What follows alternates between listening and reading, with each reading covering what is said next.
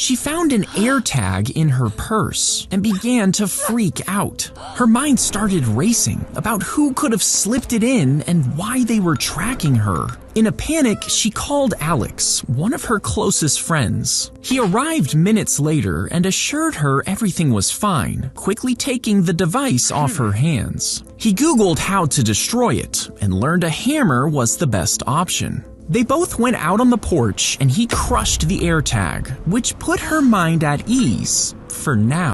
He smashed the AirTag and she felt relieved for a moment, but the worry lingered. Someone had slipped it in her purse. Someone was watching.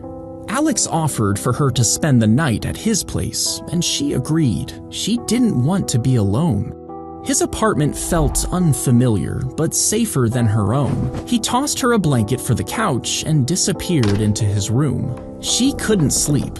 Every creak and noise made her skin crawl. She got up to use the bathroom, but as she walked down the hall, she noticed a room with a glowing red light bleeding from under the door. She pushed it open and her stomach dropped. It was her, an entire wall of photos. She found a strand of her hair taped to a mirror. A mannequin was wearing a dress that she had lost months ago.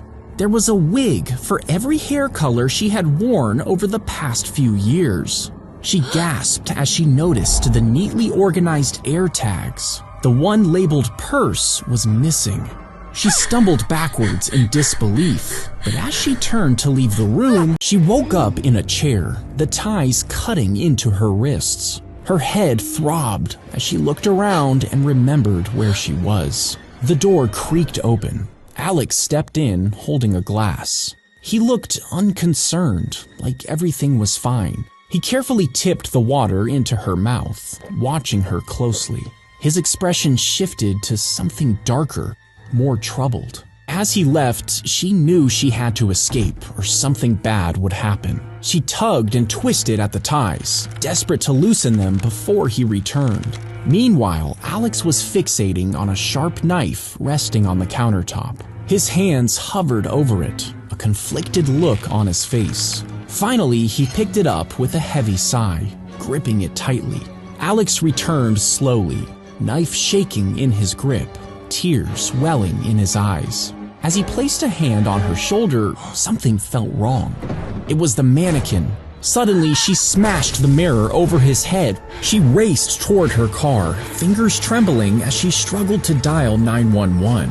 As she drove away, he stood in the doorway with an